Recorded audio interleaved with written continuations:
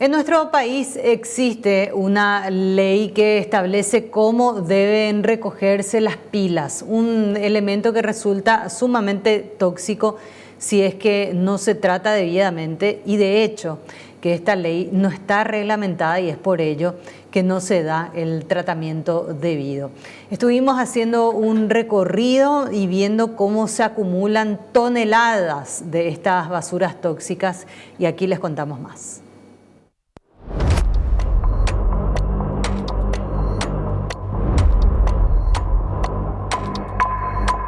¿Qué haces con las pilas usadas que tenés en la casa? Al basurero. Normalmente tiramos, normalmente guardamos en las bolsas y tiramos. Yo guardo aparte para no tirar en el basurero. Ese es muy dañino para el ambiente. Desecho. ¿En el basurero? Sí. Directamente. Sí. Tiro todo. Ponemos en un recipiente plástico. ¿Sabías que desde el año 2017 existe en nuestro país una ley de gestión integral de pilas y baterías de uso doméstico? Lastimosamente, como muchas de las leyes de esta isla rodeada de tierra, esta solo vive en los papeles. Esa ley es de 2017. Estamos trabajando en la reglamentación, en donde se va a presentar el plan de gestión para esas pilas. Exactamente como escucharon, pasaron 8 años y la ley todavía no ha sido reglamentada. Hoy estamos dependiendo de la conciencia de los usuarios. Yo personalmente en mi casa lo estoy gestionando en un contenedor plástico. Y esto que hace nada menos que el propio jefe de sustancias químicas del Ministerio del Ambiente es lo que hacen algunos ciudadanos informados sobre el peligro tóxico de las pilas en desuso. Tengo una botella así rellena y yo siempre busco algún lugar donde reciclar, pero prefiero más que se contamine en mi casa todavía y no tirar en ningún lado, ¿verdad? Suelo acumular en casa, obviamente no suelo tirarlo en la basura como un desecho normal y tampoco tengo un lugar donde destinar realmente. Pero ¿cuáles son los peligros a los que nos exponen estos desechos? Las pilas están compuestas de elementos químicos que son contaminantes, que son altamente contaminantes, venenos inclusive para el organismo humano.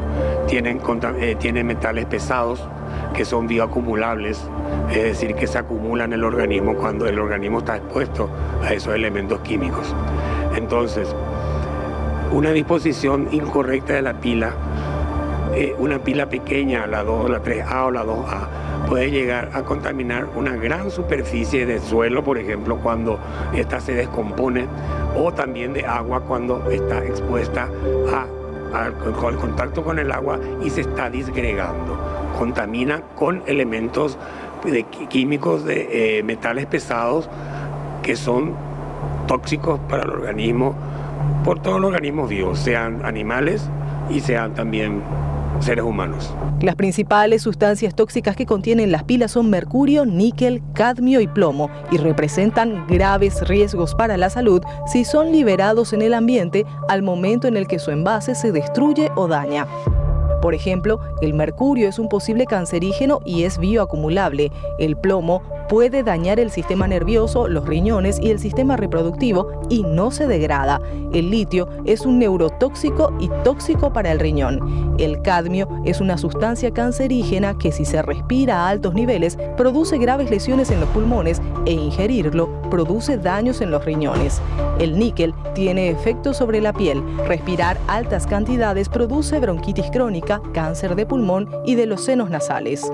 En cuanto a los efectos nocivos que ocasiona al medio ambiente, refieren en la página del MADES que estos son exorbitantes, ya que las pilas cuando están en la basura pierden su cubierta y liberan los metales que contienen. Se filtran al suelo, pasando las napas de agua y llegando hasta los ríos. Además, la mayor parte de las veces, las pilas y baterías terminan siendo quemadas en estos basureros, lo que aumenta la contaminación. Se estima que, por ejemplo, una pila botón de mercurio puede contaminar 600.000 litros de agua, equivalentes al consumo de 30 personas durante toda su vida. Pero, ¿conoce la gente estos efectos? Sé que los líquidos que destilan las pilas son muy tóxicos y que en tierra tardan millones de años y se oxidan y son muy venenosos también para la tierra. Guardamos, pero ¿qué hacemos después? Se almacenan en las casas. O sea, es un problema bastante preocupante. La ley, que reiteramos está vigente pero no reglamentada, establece obligaciones para los comercializadores, obligaciones para el consumidor y obligaciones para los municipios. Entre otras cosas, los comercios deben proveer contenedores aptos para acopio de pilas y baterías usadas en los puntos de venta.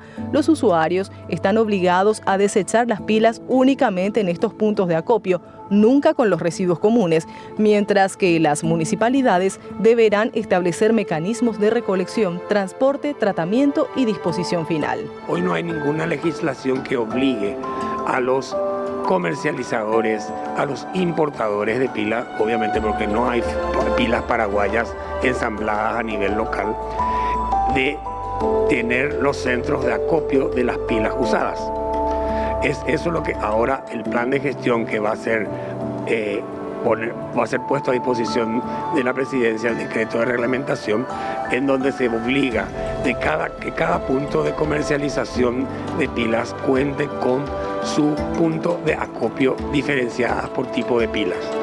Eso, el importador, a través de un contrato de servicio, va a tener que ver la posibilidad, va a tener que disponer en rellenos sanitarios de seguridad. ¿Por qué? Porque a nivel local no existe un proceso de reciclado y revalorización de las pilas usadas, porque ese proceso es muy costoso. Fue porque siempre hay muchos intereses comerciales e intereses también políticos. Lo que pasa es que siempre tiene un costo la gestión, y ese costo ellos tienen que incluirlo en el costo final del producto.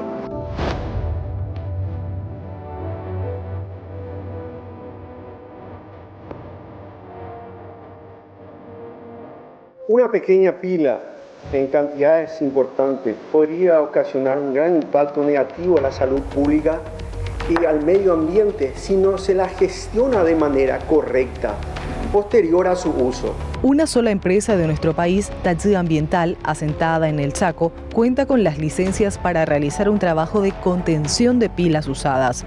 Los numerosos pasos de este proceso nos dan una idea más clara de la peligrosidad de los tóxicos que pueden desprenderse de estos desperdicios. Es un residuo peligroso, lo cual tenemos un sistema de tratamiento. La realidad que no es un tratamiento, es una contención. ¿Qué significa una contención? Es contener ese producto, esas pilas en un bloque de cemento en la cual insertamos y lo encapsulamos. Al encapsular eso quedan contenidos y al estar contenido lo llevamos a un relleno de seguridad, que lo llamamos así, ¿verdad? En monofosas en las cuales están forradas con una geomembrana de 1000 micrones que es impermeable. Eso encapsulamos nuevamente con las geomembranas soldadas, ¿verdad? Impermeables, y lo tapamos y eso queda contenido por todo el tiempo.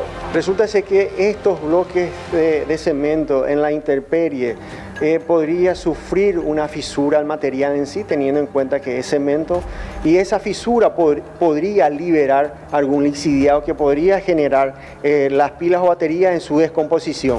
Algunas no podemos procesar y por la característica que tienen, que son muy peligrosas para nosotros, entonces no estamos habilitados por ahí. Probablemente, como la Ley de Gestión Integral de Pilas y Baterías de Uso Doméstico no está reglamentada, la cantidad que reciben de desechos de este tipo no es constante y no son los municipios los principales clientes. En la normalidad nosotros operamos con instituciones privadas. Sube y baja, ¿verdad? Depende mucho de las campañas que generan cada municipio, por ejemplo. De repente genera campaña de recolección de pilas la ciudad de Asunción, entonces recibimos una buena cantidad. Y así, pequeñas ciudades dentro del área metropolitana también lo hacen, pero no en cantidades muy grandes. Los municipios son los que más impulsan este tipo de acción, pero no es constante. Por ejemplo, la ESAP realizó en el 2021 una única campaña de colecta de pilas usadas en la Semana del Día Mundial del Agua. Solo en ese lapso juntaron cerca de 1.750 kilos de pilas a fin de darle un destino adecuado en esta planta. La iniciativa, pese al éxito y pese a ser aplaudida en redes sociales, no volvió a repetirse.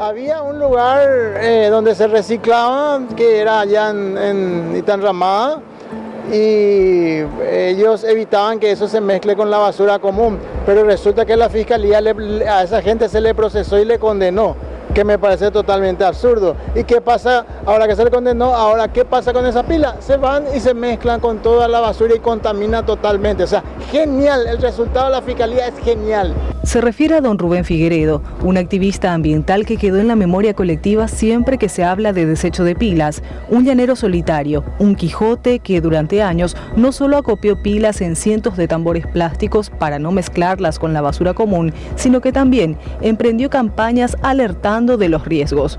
Entonces es muy importante que hoy ustedes se enteren detalladamente de qué estamos hablando y cómo nos perjudica cuando descuidamos, cuando nos disponemos adecuadamente en un lugar que no llegue, por ejemplo, en el agua o que no se vaya al aire.